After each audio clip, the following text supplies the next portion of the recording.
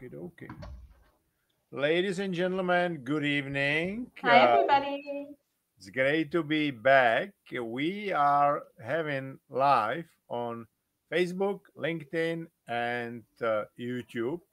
If you will be so kind and put in the comments that you can see us and hear us, I can see some of you already. There's an eye, and I can see few people already joined. So if you can confirm that you can see us and hear us in all of those channels, okay.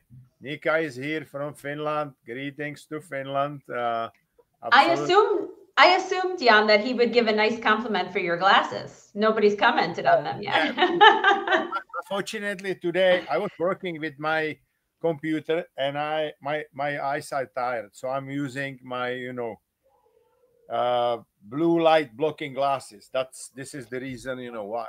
I was going to say, you don't have to apologize. You need to show everybody what a great role model you are. In the Okay, evenings, we should all be wearing them. I will check if LinkedIn. It should be all fine, but I'll just check out because we tried. Marek Koníček. Okay, so it's working. Well, that's on Facebook that we've got it. We try a little bit different. No, it's a Facebook. Kevin. Kevin is Hi, here. Yes, Kevin. here and see. Absolutely. Good. Okay. I And can Jan, see also here. in the meantime, we've gotten a nice comment that you look very hot always. With glasses, without glasses, you look hot always. I was over the weekend. I delivered keynote speech at a yoga fest. There was like 500, ladies. And before in Riga, I opened some conference. It was HR. It was all ladies, like 900 ladies. So I'm pretty much pumped up and full of energy. I was gonna say, I'm sure your wife is like, back off, ladies. Like a Bono. By the way, Bono is a good friend of Bill Gates. Bono is originally, I know where is the Bono house. It's close to Dublin. It's originally from Ireland. Yeah. Funny. Anyway, so guys, it's great to have you all here. By the way, when I was sending invitations, directly, we have some good, number of the people, but today it looks like there's much more people when we did just the post, Anyway, so Lisa, if you can introduce our team today, which I think it's quite interesting, and then we can kick it off. I would love to, because maybe you've already started to feel, guys who are listening and seeing, we're all about authenticity tonight. How to not have to put on the show and look, oh, we're so professional and wonderful. I'm still authentic, even in glasses. Exactly. This is the real side of us, right? Sometimes it's a little bit messier or a little bit, unexpected. And that's sort of the point. And the reason that this topic came up is because at the end of our last session, so if you weren't there and you want to go check it out, at the end, we had a question from the audience that said, exactly. He said, I don't even know. Yeah, exactly. We're always all about the themes. Whatever you guys are interested in, we'll discuss. And he said, I don't even know. I don't have this self-awareness. I don't know how to be myself. What does myself even look like? And how do I do that in this age where I'm so afraid of being judged? And it's true. We are being judged everywhere. It used to be, the people you knew in your hometown, your family, people you went to school with, maybe some church people or so. And that was it. And you made a mistake and that was fine. Those were the only people who saw it. Now you're growing up on the internet. People are seeing you. You have a much larger scale. When you make a mistake, it's company-wide, it's worldwide, and the fear sits within us. And we have learned to curate our lives so that everything looks insta-perfect. And what that means is we now sit alone in our rooms and we think everybody else's life, they have it together, they have all these great things, they have a great life, their family's perfect, their job is perfect, their career is amazing. We see what they've posted on LinkedIn and we don't show the reality behind. And people are afraid of what the reality behind looks like. So Jana and I want to talk about here today, what is authenticity? What is it not? Also, by the way, we had someone ask on LinkedIn earlier today, and how to become more authentic, how to be okay, how to feel safe enough, how to really make that happen. Jan, what advice do you have? And let's be very clear. All people on this, live and all people around the world were authentic when we were babies. Babies are absolutely authentic. And I tell you why. Because, there are two basic human needs. Number one, to be yourself, to be authentic, because nature wants our genes to be expressed freely. And talents are also the genes. And babies are learning without any fear from new mistakes, error, whatsoever. Because Yeah. our brain, works the best. We try something, we succeed a little bit, we learn from our mistakes, we move on. That's the way we learn to walk. That's the way we learn to talk, and so on. Okay, that's to be authentic. That's the basic need. Everybody was born as original. Majority of the people are living as a copies. I explain why. According to recent Gallup engagement study, which measures how many people are really engaged, how many people really love what they do, how many people are self-actualized in day to day. You know what is the number? 21%. I'm Europe surprised it's is even that high. Europe is 13%, US is 33%. Managers, they dropped from 32% to 27%. Only 27% of the leaders are engaged today. Okay, so, and if they are not, that means that they people probably are not, right? So Yeah. authenticity is first, need, and the second one is our social and emotional connection to the other people, because we are social beings. Okay, and those two needs, they need to live in balance. Otherwise, if you are only authentic, you are like, it's me and I don't care about the others, chances are that you are egoistic. Okay, if it's the other way around, chances are you are not living your own life, you are living the life according to the other people. So now to be authentic and stay authentic is very tricky, because our brain is tricky, and we don't teach people that our brain is tricky. I explain why our brain is tricky. Okay, we have a couple of biases, and those biases are screwing reality, basically. The first bias is, negative bias, which means that your brain is jumping on negativity 10 times faster, up to the 10 times faster, as opposed to the positive things. Okay. So we judge. The kids are, developing perfectly, but once they are in the kindergarten or they are in the school and they start to compare them, it's even now called stress from comparison. Okay, and we are comparing the school, but we are now comparing on the social networks to the other kids. They have, Louis Vuitton, handbag or whatever, right? And it's not, the social networks are not showing reality. Sometimes they are, but sometimes they are not. Now, so that's the negative bias, and nobody knows that we are judging those kids and other people through those glasses. Okay, through the negative glasses. This is it, right? Because we basically, if we have some good experience with me and Lisa, we will have a good, relationship, and really, like, 10 years of the good experience, and I will piss Lisa off. I can guarantee you, whatever is experience, she will think, at least for some time, about this, negative experience with Jan. This is it. And the other way around. Okay. So negative bias is one. And because we are not teaching people what is it and how our brain, performs, this is the reason why we are losing authenticity. Yeah. Because kids are very much programmed, right? It's called, epigenetics. We have a genes, but only 5% of the genes are expressed automatically. The rest depends on, our the way we live, in the environment we live, and so on. Okay, so why negative bias? Because people should understand that the first priority of your brain and everybody's brain is not win, it's not succeed, it's survival.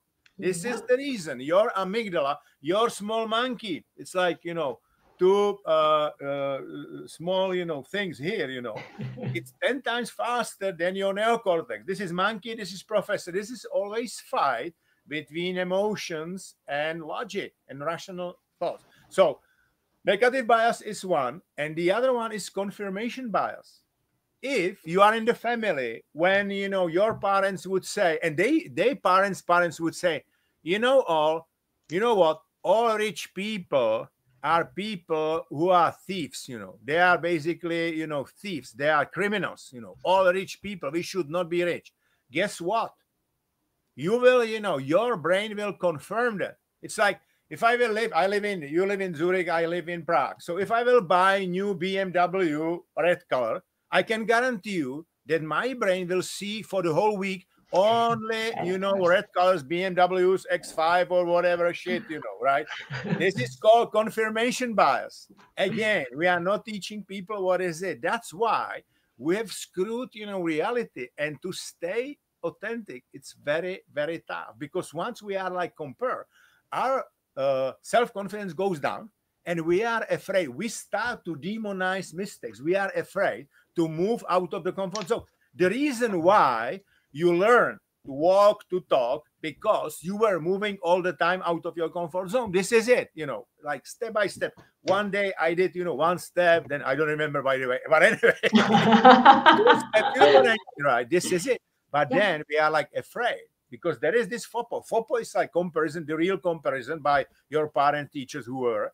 And then the other one is evolution. Because in the past, when somebody made a mistake, then that person, the chief of the group would say, you are no more, hunting with us, that person would die. Okay. So we think that if we are losing in tennis one game, or if we are not right in the one presentation, whatever, we may lose our life, which is absolutely stupid, But this is the way how it works. So those are, a couple of things. So it's not that easy. It sounds very easy to be authentic and to stay connected with the other people, but it's not that easy. But it makes a lot of sense. I tell you why. Because I want people to be successful, to be happy, but to be healthier. Okay, and now here's my construction. Once you are able to put those human needs in balance, authenticity and connection with the other people, then you can ask, who are people who are really, very happy? Who are the happiest people? Those people who can make happy other people through activity they love. That's the bridge between those two needs, right? And then you are usually, because you do where you are the best, you're using your authentic skills and talents, whatever. So you are successful. You are happy because a lot of endorphin is released, dopamine, if it's good team, serotonin, oxytocin. So you are happy. And all of those hormones, they have a big influence on your health. So you are healthier, right? So this is it. But as I said, reality is there's only like 21% of the people around the world. So that's kind of the spiel at the beginning from me. I have a lot of notes here. This is a topic we're both very excited about. I'm like So I know we have a question from Lucas. I just want to add one thing and then we're going to get there. It's really an interesting thing that happens, because this comparison that Jan was talking about, even if it's not implied, even if no one specifically said, no parent said, why aren't you like your sister? The teacher didn't say, why didn't you get grades like Johnny? We learn it anyway, because I'm very clear with my daughters never to compare them. Yeah. And still, I can tell you, even just this weekend, we went to a gymnastics place. They're both very into gymnastics. And they both were saying to me, oh, man, this other girl, she was there. She could do all these flips and I couldn't. I'm bad. I'm terrible. And the spiral that happens from that, all of a sudden, we go from, hey, there's another person who can do more tricks than I can, to I'm not good enough. I'm not special. I'm not going to have any friends. I'm not going to be anything in life. The spiral goes fast. And it starts as young kids, even if your parents were perfect, because I'm a perfect parent, right? and this is where we really want to dial in. Because of nature, as Jan said, the fear part of your brain, it's going to look for warning signs. Who's better? Who's going to kick me out of the group? What's going to happen? And we do not allow our brains to let that become a truth. Absolutely. And that is where we can take back control. We kind of can't control that the brain is going to be afraid of things, right? But we work with the mechanisms of how the brain works. Now that you know how the brain works, and we say, how do we use it to our advantage? And one of the things we want to do to start using it to our advantage, very first thing I said to my daughters who were talking about this gymnastics stuff, I said, look, nobody's born doing a backflip, right? Nobody's born as CEO of a company. Nobody's born doing, right? Everybody has a first step and a second step and a third step. And they also love to do painting. If you want to be a master painter, you want to be a Van Gogh, you want to be a Monet, great. go look at what their work looked like when they were 10. And then come and talk to me. Don't compare yourself with that. Now, the other thing is, this is exactly it, right, Jan? And the other thing is we look at videos. So they see videos of gymnasts who are 10, 12, 14 years old, and they go, wow, a 10-year-old can do this. And I'm like, no, that's the one person out of 8 billion who could do that. And yes, they have a big following on YouTube because it's so rare. That doesn't mean that that's the expectation of the level you should be at. And we have this mind warp that we look at the very extreme of something, and then we say, well, I must not be good enough. I have to be the best or else I'm nothing. This is what social media tells us. And it's very important that we really reset our minds to stop that comparison of I'm not good enough if I'm not the best. And then say, how can I give the best version of what I'm capable of creating? How do I take my talent, my ambition, and drive that forward to the best of where I can go? Not comparatively to others necessarily, but where I am able to go. Yeah. And here is how Jan, leverage my authenticity 25 years ago with my team. That was my first international job in Central and Eastern Europe. I inherited a team which was number 5, number 6, number 10, number 11 out of the 13 regions. So the performance was for 10 years, average or below the average. Okay. But my mantra was be more of who you are. I told people I'm not gonna to change you whatever. I will try to help you, and I'm our team obviously, to help you to understand who you are so we can figure out all together what you can be. And suddenly the same team, same conditions, was 4 times in a row best performing team in the world. Now the question is why? And I have some prepared, it's in Czech, but I will, obviously talk about it in English. Tomorrow I will publish it on Instagram. I think that the key is self-awareness, because once you understand who you are, then you can understand other people, and you will feel I'm original. I'm original. Other people are different. They are different for the good reasons. I'm original. I really feel good. That's my brand. That's my story. And you will stop to compare yourself with the others, and we can live, in a synergy. And once you will do that, you will realize that all you need is inside you already. Yes. It is inside you. Why to lose, energy and lose your, mental capacity and mental, energy through some, comparisons or whatever. Because I've got some very fine, athlete before this call, right? And is, the day after tomorrow is in the World Cup. And I told him, once you will stop to compare yourself to the others and be less, result is the result. But what is the result? There is a journey to the result. And the journey comprised of, present moments, and if you will be able to be in the present moment, it's in the Nordic combination, it's like the ski jump and the cross-country skiing, those two, right? I said, once you will be able to do that, you will forget about the fact that you are competing. The word competition meant originally in Latin searching together, by the way. Okay, not like today competition is like politics used to be, like the race of the ideologies, if you will. Okay, and they were still able to talk to each other. It's gone now in almost all. Maybe Finland, Finland is a little bit, different, as I know, but in my country, your country, forget it, right? It's like you are from a different party, right? So yes. The world is so much polarized, and I think that the key is that once people will really understand more who they are, they can understand other people's opinion. I mean, all successful companies are based on arguing. Arguing doesn't mean that we will fight each other. Arguments is like driving us, up front, right? Why they are that is in Bible. The one apostle was called Thomas. Okay, that was the apostle. Jesus Christ needed to repeat miracles for him twice, and it's called, in majority of the countries, it's called Thomas, who does not believe. You need to have, you know what I mean? Doubting Thomas in English. Right, okay.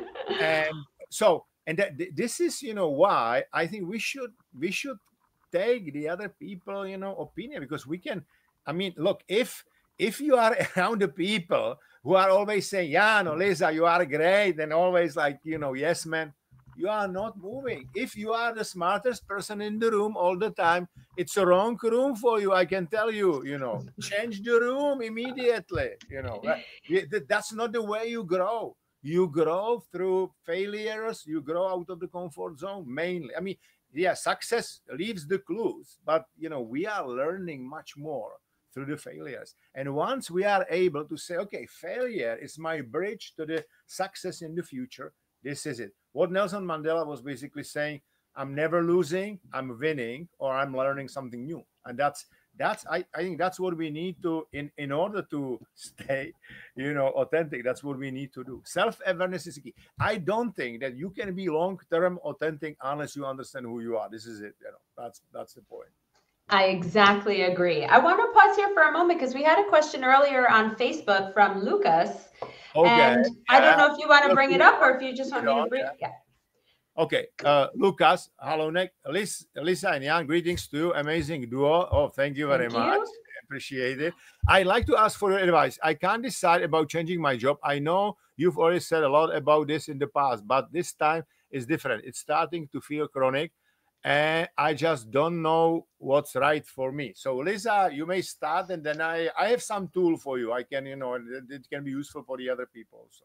Yeah. I mean, the first question that I would ask, and the reason I think this is such a great question is on the surface, most people would go, okay, someone's looking for some career advice and we'll just give an answer in that. But actually, when I coach people, what I say is, let's always focus on the process and the outcome will be correct. So the thinking process is actually what we want to talk about here. And I will often tell people, literally, take out a piece of paper and write it down if you need to. But there's a lot of questions that I would ask you when you're going to start making this decision. So first example, it's starting to feel chronic.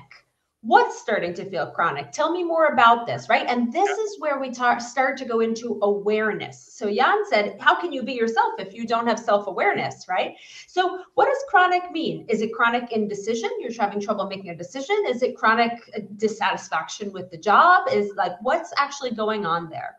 And then I would say, okay, you want to change your job. What's going on that you want to change the job? And for every reason that Lucas would then tell us, and Lucas, feel free to write into the chat box if you want to answer some of these questions. But for every question, for every answer he gives, my next question is going to be, okay, you want to change your job for, I don't know, salary. What's important to you about salary? Because I want to go a level deeper to understand, is it the money because you need money for, family? Is it money because you think that's prestige? Yeah. Are you feeling disrespected because actually it's not about the salary, but your boss isn't treating you in the right way? What's important to you about respect from your boss? And that's where you will start to get self-awareness for yourself. So no matter what actual topic is, ask yourself, okay, what is that that's really going on? What's important to me about that?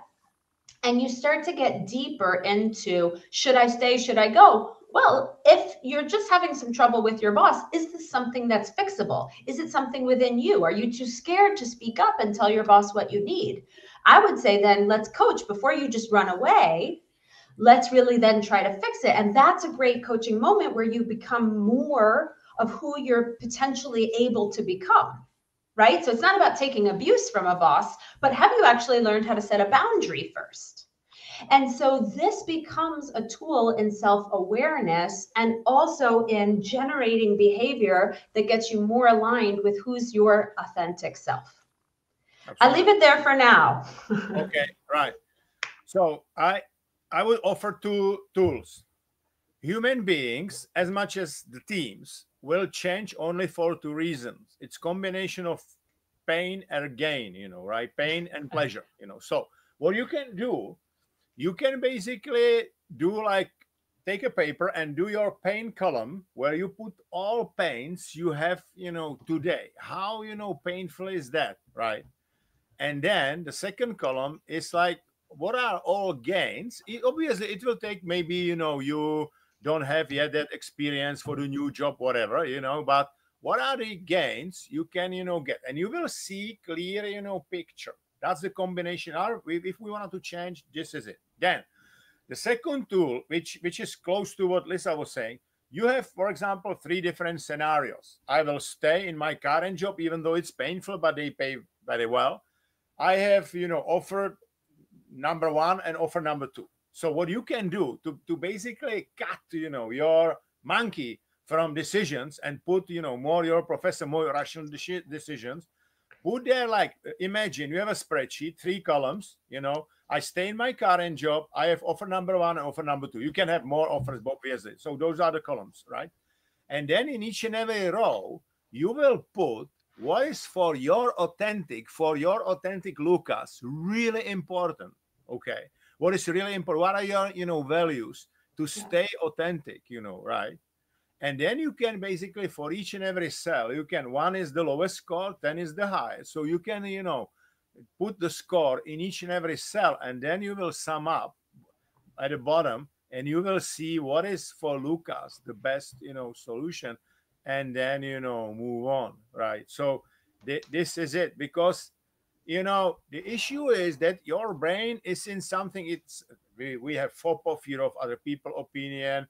We have FOMO, fear of missing out. We have also FOBO, fear of better option. You may be in the cycles going like, what about if there is even better job? Okay, I can tell you, you will not change that job till your, retirement age. If you will think like there can be always something, better, right? You need to be realistic and do it, right? So this is it. And the issue is, always, if we can't move in our lives, it has always to do with survival. It's always negative bias. It's always amygdala. Daniel Kahneman, who unfortunately passed away and who was the laureate of the Nobel Prize in behavioral economy, he figured out in one of his studies that 70% of those, decisions we are doing is based on emotions. It's not based on rationality at all. Yep. So this is it. I usually tell people, when you're having trouble making a decision, first thing you should do is buy a book called Smart Choices. I had to look up the author name, John Hammond. Practical Guide to Making Better Decisions. And it is absolutely the most logical, step-by-step. It is a fantastic book. I recommend it, Smart Choices. And it tells you, rank what's important to you, put it in the column. If you're moving to a new job, is it distance from house that's important? Is, commute time? Is it money? Is it retirement? Is it whatever? And it takes you through. That's all the rational stuff. Now, once you've done all the rational stuff, if you're still having trouble, it's emotional. And there is when you go back into what am I afraid of? And from there, the last thing I'll add is Tim Ferriss has a great tool called fear setting. So rather than being, fear is coming and now I have to defend or respond or be stuck with fear setting, actually you go out and you proactively say, what am I afraid of? I'm going to face it. I'm going to look it in the eyes. I'm going to name the fear. And then I'm going to say, what can I do right now to stop it from happening? So if I'm afraid, the new job's not going to work out, I don't know what the boss is going to be like. Okay, what can I do to make sure I have a good relationship with that boss? And then the next column is, okay, what if I do have a bad relationship with the new boss? What would I do then? How would I repair it? And it's that simple, where you look fear right in the eyes and you say, you're not going to control me. You're not going to be swirling. You're not going to be uncertain. I'm going to have actions and behaviors where I can take, that I can feel powerful and comfortable and have some control over my fear. And what you do is you ignite the professor part of your brain. So you don't let the amygdala take over. Maybe a couple of points what the smart people are saying about authenticity. Carl Rogers, who is like father of the humanistic psychology, as some of you may know, he calls authenticity the means of congruence between inner experience and outer expression. And I think this is it, because you know what? There is a congruence and there is incongruence. In 17 milliseconds, the other person's brain is able to figure out whether you are authentic or not. Women brains are even, more like based on intuitions. I mean, I tell you how it works, because we have our brain, And then we have something we call it gut feeling. So I'm sure you know it. You talk to somebody, it sounds very reasonable what the person is saying, but something is not right. This is it. It is like deeply in us. It's evolution. Why women are even better with intuition than the men? Because men were like fighting, but women were training the intuition because when somebody was coming, right, and they were like taking care of the kids, they were in some case, they need to figure out whether they are enemies or not, from the behavior, face expression, and so on. This is why. Okay. So this is it. So and inauthenticity is incongruent. So it is basically you are saying, hey, I have some values, and this is what I believe in, whatever, and then you behave absolutely different. Right. By the way, authenticity and predictability, those are two pillars of the great relationship and of the confidence in other that people trust each other. That's in my view, this is it. Right. And it is quite complicated, but possible to do, right? So uh, that's this is in it. Some routines, right? You can every morning, you can figure out and say, hey, I go in my day, this is my calendar, and I would like to feel those emotions. Like I would like to feel, I have, for example, I have like all my direct reports, meeting, and I would like to do some spiel and inspire those people. So I would really feel like, hey, I did something good for, what I mean, right? It, Yeah. it takes, it takes some, preparation, but this is it, right? What you can do also, because a lot of people are fighting emotions. So, oh, I don't feel sad. What you feel, how as you feel. If you feel like a shit, you feel like a shit. This is it. So you need to name it. I feel like a shit, and you need to claim it. I own it. Then you can do something with that emotion. But unless you really understand what is it, that's about emotional awareness and emotional flexibility, if you will, right? So because emotions can be like cloud, going, you know gone, Yeah, it floats or away. emotions, give you an example. What is the thought, what is emotion, and what is the mood? Okay. Imagine you are sitting somewhere, right, and then the car is coming, and the car is the same car, same type of the car you have, in your garage. And you are like, oh, it's interesting, it's the same, car. So that's the thought. Then you see, oh, there's my husband driving the car. That can generate already emotion. Oh, and there is some, woman, and I don't know that woman. You can be pissed off the whole afternoon. That's changing your mood, basically. And this is, because your brain, there is a negative, bias, and your brain is basically predicting and putting in negative stuff. Oh, that's probably, is it is, some lady, it's her new girlfriend, whatever. His new girlfriend. You know what I mean? It is unless it doesn't need to be like that, but this is it, right? I hope you're not trying to hint at anything from my husband, Jan. Did you see No, Florian no, driving no, around no. anywhere? It's just an example. What is difference between thought, emotion? So you need I to just, own, you need to own emotion. And then what you can then the other thing what you can do, what I do very often, because sometimes it's like today I was really like somebody was driving so slowly and I got pissed off. I really got pissed off. Right. But internal, I was not reacting whatever. But in shit, right. Well, you know what I do? I do like delete, delete, delete. But you need to first realize this is something I don't want to behave like that. That's what I do always. Whenever I do like delete, delete, delete. That's what I do. So I like it, that. it is good to realize when you like act from the fear, not from the, because if you are authentic, you are in the present moment and you are not fearful. Fear is always in the past or in the future because fear is our ego. That's amygdala, right? And it's very often it's like emotional swing, if you will. Okay. If you are here and now, you are not fearful because you are in the present moment. That's uh, there are many power of now, right? The book, Yes. and Buddha was saying the same. And there is a cherry on the cake. Whatever you do, if you are able to get in the present moment, stay in the present, you perform the best because your brain is predicting the best when you concentrate 100%. And that's the present moment, right? And Exactly. because you reflect reality in the best way. So that's and we again talk about, self-awareness. The last point I wanted to make, when kids are, very often losing their own identity, their own authenticity. It's basically when they are picking up like the secondary school or the university. Okay, very often parents, for a good reason, they may say, okay, I'm coming home, I'm like 18 years old, I'm empathical, I like biology, I like people, I would like to be a doctor. That's what I would like to study, medicine. No, no, no. Now I watch the TV and they said the doctors are not paid very well in this country. You will be a lawyer. It can work, but very often it does not. And Nope. and the child is basically trading, it's selling authenticity for, the love of the parents.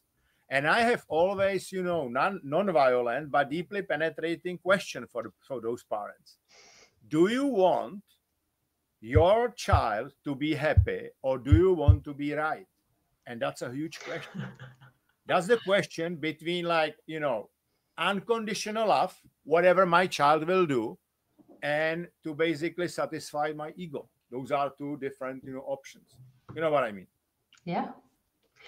These are great points. There's so much I want to add, but I want to make sure we give a shout out to Kevin, who's Oh, here. And he had a comment to add that he said, I also think there's a bit of a judger versus I learner mindset. by the way, Kevin, Perfect. great to have you here.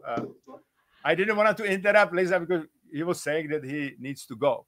Yes, I know. Well, that's why I want to give him a shout out if he hasn't Yeah, already gone yet. Um, this a bit of a judger versus learner mindset plays in here too. absolutely. And if you see when people have to defend their views or they are feeling judged or attacked in some way, then they might be scared to be vulnerable. They might be scared to say, "Oh, I'm going to learn. Oops, I made a mistake." Right? And oftentimes, what I tell people is it's not I have That's to be the point. weak or I have to be strong, Yeah, I have to be a judge or I have to be a learner. I can be a learner and still be quite authoritative and powerful in my stance, right? And I often teach people what's the language of being a learner, where if someone points out a mistake, guess what? I make mistakes, right? absolutely. Shocker. Yeah, When someone points out a mistake and I could go down a spiral and I could say, oh my gosh, I'm the paid coach or consultant, I need to do this perfectly and the client's going to fire me, and what does it say about my professionalism? I can go down a spiral if I want to. Doesn't help.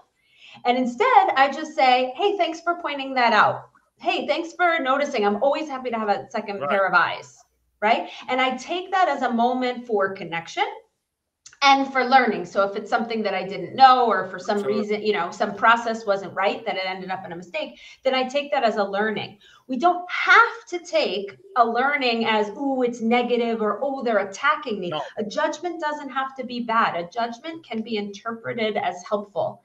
And I really think of it this way. I know this sounds a little bit weird, but if I have someone opposite of Jan, if I have someone who's driving too fast, not too slow, but too fast, and they're cutting me off, and I want to get mad at them, I just say to myself, I'm sure that they have a child who's very sick in the back of the car. They must be racing to the hospital, and good luck to them.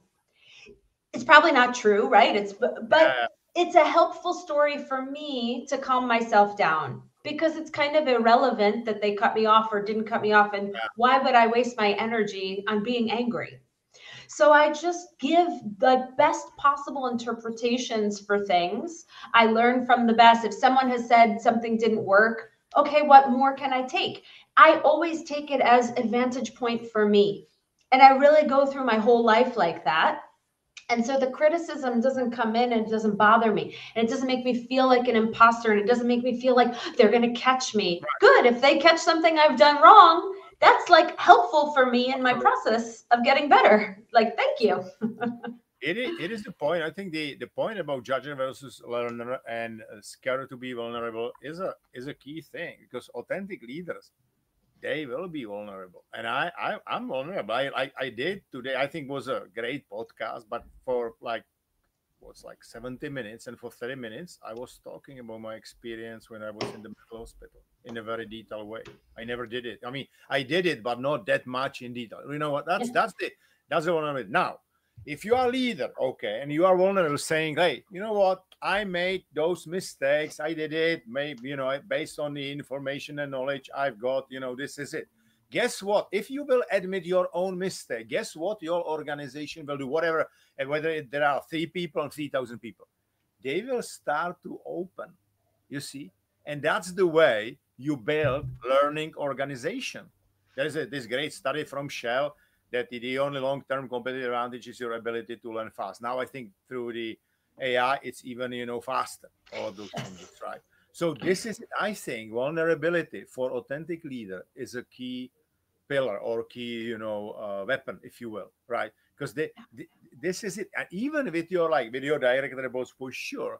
But even if you talk to your superiors, if you are like, I remember Jean-Philippe Courtois, who was 15 years my boss, and he was for a long time Microsoft president. He was always telling me, Jan, Bill Gates was telling me, when you have like 101 and when you're flying with him, whatever, and you have like 1 hour discussion, it's like 5 minutes about successes and 55 minutes about what we need to improve, mistakes and whatever. I said, tell me, this is it. We learn mainly out of the comfort zone. I never punish anybody, obviously, I sometimes was critical, whatever, but I never really punished somebody who was like exploring new ways. You know what I mean, right? Because this is it. This is the way we learn. Yeah. Exactly. And I think it's really important. So much of what we've been talking about here today is connection with your true self and connection with others, because they kind of go hand in hand. And I can't tell you how many clients I've had who've come to me and said, look, I can be in a room full of people and I feel completely alone. I'm extremely lonely, right? And most of the time, the reason that they feel lonely is because they have to wear that professional mask. And I can remember, I don't even think I've ever told this story publicly. I can remember early on in my career, years ago, everybody used to go, oh, look, here's Lisa, like she's the new intern. And I'm like, nope, I'm an executive coach. I'm here to coach your executives. And so I had a bit of a chip on my shoulder where I said, oh, I have to show up. I have to prove myself. I have to be extra professional and extra like perfect. And I really need to send a message. When they will call me, I'll be very happy, right? Interns are usually around 20 years old. So I'll be, you know what? I'm 64 and I look for 20. That's great. Well, I was 32 at the time and I felt like they were patting me on the head, like, good little girl, right? And I'm like, no, I'm serious, right? Take me seriously. Yeah. And I went to the World Economic Forum and I was like dressed professional. I said all the perfect things that need to be said. I'm talking to a business guy and networking. And then some other woman comes over and she's very grounded and down to earth and very loose and just kind of casually talking. And she talked about some esoteric stuff. And he was immediately drawn to her and he was asking her questions. And I remember having this very weird feeling inside of me. And I went, well, I'm married. It wasn't a jealousy for his attention because it was a man. It was a jealousy because I was like, but I did all the things I was supposed to do. And she didn't follow that script and she got the attention. Why? Well, that's not fair. And I was mad because I thought the mask was some form of a guarantee that I would then get the results. People will like me because I've said the thing I was supposed to say and I did the thing I was supposed to do. Like I felt I was entitled then to the rewards and the attention. And that was my wake up moment where I said, oh, I need to actually just be me. And this is actually what people want, not the perfect version of myself, but the interesting version of myself, which is messy and unique. I agree. Yeah. It made my day. That's true. When we met, you look like my younger and more handsome brother. Yeah, you're getting all the love tonight. You're super hot. You're looking young. Anyway, so let's talk now because you open some, Pandora box. And this is basically, I call it here, role self versus real self. I explain what does it mean. Imagine I'm like 38, whatever. I was one of the youngest vice presidents in Microsoft at that time. Okay. And I've got new business cards. I was sitting in my office in Munich and I look at it, Vice President, Europe, Middle East, and Africa. I was like, oh man. And I was looking for 10 minutes to, no kidding, like it must be like what now? It's like 25, 26 years ago. Anyway, so I was looking to the business card. Then what I did, I realized this is most stupid thing. I like what I do because of the people, not because of that card and the title. I basically, destroy the card. I, put it in the waste. And since that time, I'm like, really, hey, this is it. It's just the title. When you are in this mental hospital, everybody feels like shit.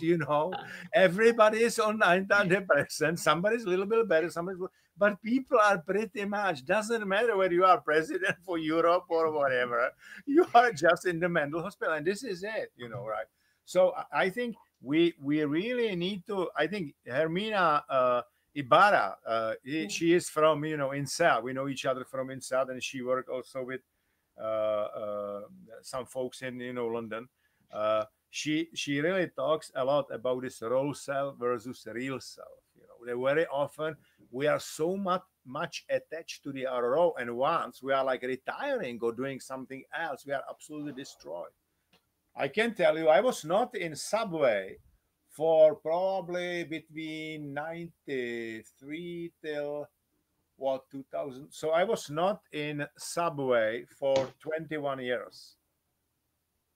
And when I finished December 31. January 4th, I was going to Subway, and since that time, I'm like using the trams and the Subway because it's the easiest way how to move in London for sure, but it's also in Prague. I go to the metro station and then I use, Subway, and some people, oh, Jan, you are using like public transport because my time is very, expensive. And that's the reason I can have like 10 different, drivers and 10 different cars. But, I will stay at the same, bridge for half an hour, whatever in the morning. Yes. So and this I think we're all just regular people. I realize this is all about the ego. I was always flying business or first. And now in Europe, I'm flying economy. I mean, if I do like Canarian, like Tenerife or US, I fly with the business. But other than that, I fly, economy because airlines are shit anyway. I was kind of going to say business class is not so different in these local European flights anyway. But part of authenticity is that you should be full of surprises. If you are a caricature of yourself and it's like, how does an important person act? They fly business. They don't take the metro. This is a caricature. This is not the real you. Yeah. And this is what's so important for people to understand, that who you really are, messy and everything. I remember I was recently at an event where a guy who was very bad at dancing stood up and was just dancing and having a great time. And my initial thought was like, we're at a work event. I kind of can't believe he's dancing like that. And then I thought, wait a second. We're all people out having a good time. Why am I not dancing like that? And then I got up and I started dancing too. And I said, who cares? We're not at a dancing competition. We're just here to enjoy ourselves. And I catch myself. Life should be enjoyed. It shouldn't be, I'm perfect and I can't do anything without judgment. I actually love what these newer generations are doing, because you have to imagine Gen Z and younger, they've only been born and raised in the internet era. And they talk about cringe mountain. So they say now we live our lives so publicly online, everybody, not just celebrities or influencers, everybody. Absolutely. So they say we all have to climb cringe mountain together. So cringe is when you do that embarrassing, like awkward thing. And you have to find your identity by trying out a bunch of different things. Right? I mean, in 8th grade, I dyed my hair black. I had black nail polish. I tried out a thing for maybe 4 months. Now that you do it so publicly, you have to get used to being okay that someone is always going to point it out and say, ew. And you have to go, I'm okay with that. I'm going to keep moving forward being me. And I tell people all the time, identity is not a fixed thing. It's not, this is who I am, and then for the next 40 years, that's who I am. You have to be growing. And the way that you grow is you're learning and you're trying new things out and you're changing things and you're seeing new things. You can't stay stuck. You won't be happy, but you can't use the fear to hold you back from pursuing the things that are interesting. And if you want to go whatever, salsa dancing, go salsa dancing, right? Don't be like, oh, but it does, my partner's not interested, or it doesn't help my career, or I'm too busy. Go do some things that feel good for you just because they feel good for you. That's one way of allowing yourself to be yourself. If you there is a one question over here, because some people ask me, hey, what about if I want to study authentic leadership? Then you need to, there's a great book called The Positive Leader. I can highly recommend. There's a lot of stuff in The Positive Leader for sure, but to be fair, right, there are smart people like Bill George, Bruce Avolio, or Fred Ludhans, and they talk about authentic leadership, and there are a couple of pillars. We touch it already. One is self-awareness, to really understand who you are. What are your values? What are your motives? What are your emotions? Give you one example. Microsoft values and Yan values, we overlap like 90%, but not 100%. And I knew, for example, in family, which is my value. It's not only my family, but I want to have a great relationship with the other people. I take like other people as you know what I mean, right? Yeah. Because Microsoft was a very competitive organization. It was not necessarily the Microsoft value, right? But other than that, we overlap. So that was, fine. But if you overlap like 50% only, then the question is that organization right for me? Mm-hmm. Right? So self-awareness. The other one is like really relational transparency, to really say, okay, if I'm saying this is it, what I will do, I need to do it, basically, right? Consider the other people's views. They call it balance processing, right? I tell you what happened to me. My people came to me. I was like 35 years old. I was a general manager, whatever, and they said, "Jan, you are usually right. You decide fast, but you don't listen. You don't listen to us." Okay, I said, I'm not necessarily the most empathic guy in the room, whatever, but I said, I'm a learner and I'm a curious person. So if I will listen more, I will learn more. But I was very clear with, my direct reports on my counterparts. I said, guys, at the end of the day, the P&L, my head is on the P&L, right? So I will integrate as many as your opinions and feedback as possible, but I will decide on my own. People are absolutely fine with it. They just need, and what I was doing, like, hey, and thank you, Yuri or Joseph for this great feedback. I was, able to change it. You know what I mean, right? So people really feel important. That's another thing. And then we work, and it was not like my invention or general, it was Microsoft culture. We work in very small teams. That's when you can see immediately your, impact. Yeah, right. And that's great, right? So, and then it's really like about resilience, engagement, and about like inspiring people by your own example. If you want your people, your kids to behave in a certain way, you should behave like you. I'm not, ideal husband. I'm not ideal father. But my daughter, she always, watch me. I was working hard and I was like sporting hard, whatever. I like my kind of mantra is, if I do thing, I do it like 150%. If I don't do it, I'm not giving a shit, right? I'm really like, hey, I'm not going to do it. This is easy. If you want to do the job, do the job. Steve Ballmer was always telling me that his dad was saying, if you want to do the job, do the job. If you don't want to do it, don't do it, right? Because there is not, I mean, in success, there is like, you can't be like half pregnant, right? And with values, with success, whatever. You need to be like full in it. This is it. Yes. I have a last few set of notes that I haven't yet gotten to share, and I think they're really important, or at least they're important for what I want to say. Mm-hmm.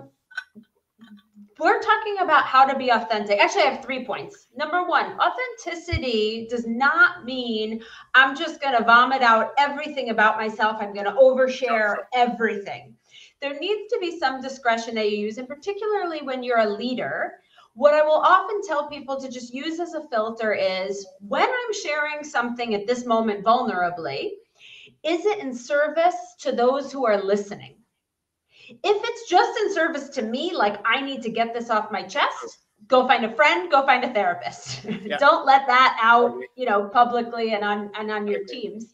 But if it's like, hey, your team is struggling and you want to share a story about when you were struggling to connect, that's the kind of authenticity that works and works well. Don't fake it. Don't be like, oh, I've got to come up with a story that's going to work, right? That's not real connection. I absolutely agree.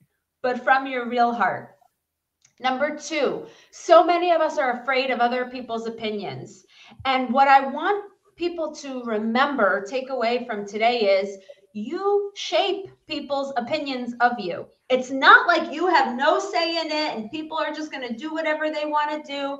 I always say if I'm going to do something weird, I'm not going to do it half weird and then be somewhat embarrassed and look around and look ashamed. I'm going to go full on weirdo and own it. And the first thing people are going to do is go, that's weird. And the second thing they're going to go is, oh, wow, that's kind of cool. Or, oh, she's really self-confident. And I shape how they handle it based on how I handle it. So when I show up, I'm going to, light up a room, then that's what I'm going to do. And so don't fear people's opinions as though you have no say in the matter. You are powerful in shaping what happens. Totally. And my last thing that I wanted to say was build your squad. Build your group of people who are loving to you, who support you, who say, go for it, do it. Lucas asked us earlier, should I quit my job? Should I not? If quitting your job is a scary but good thing for you, aligned with your values and what you want to do, you need some people who are like, I believe in you. And if you don't have those people in your life, because unfortunately, many people don't have that kind of supportive network yet, then go online, go to ChatGPT and say, what would Brene Brown say for this, right? What would, and put in people and let you build the voices who say, yes, you're validated, you're good enough, you should go for it, you can do this. And then go find some friends who will do that for you. But in the short term, you can find that with AI. No, AI. Build your squad. I use AI very heavily in coaching. Yeah. And like with the social, working with the social media, learning, because it's whatever, look, for those lives, whether I do it in Czech or in English, in the past, it took me probably like 40 minutes to get ready. Now it's like 15 minutes because I'm like, talking, AI is listening, and then I'm getting like document. I will do like 3-4 iterations, including some studies if I need to. And it's amazing, guys. You should definitely, and this is the last point. If we talk about authenticity, because it has to do with AI. Very often, last week in Riga and this week over the weekend here in Prague, I got a question: what does it take to be successful in AI society? I don't know exactly, right? But I can tell you what will stay. It's you, your authenticity. So more you will understand who you are, better for you. And the second point is emotional intelligence, your connection to the other people. Okay. And then it's obviously your own story, because that's artificial intelligence is artificial intelligence, but you are unique, you have unique genes and so on. So I don't know exactly how to apply it, but this is what I think needs to be still, developed. And you will be, and you learn like, critical thinking, to put together good prompts. You can learn it. You watch, YouTube. There are some great prompts, great videos. You can do it, and that's the way how to stay authentic, right, and stay connected with the other people. Right. Exactly. And on that note, if anybody has any particular topics you'd like to see us discuss in the coming weeks, let us know. Otherwise, Jan, I think this connecting to others, how to connect to others, and I will finish it by uh, saying that you were born as the best candidates to live your own authentic life. So listen to the other people, decide on your own because it's your life, your decisions. Because the world is full of the copies, but only originals are writing the history. I won't add anything more. Perfect ending. All right, guys, thank you very much. And Thanks, everyone. in the comments, the team you would like us to discuss next time. Okay.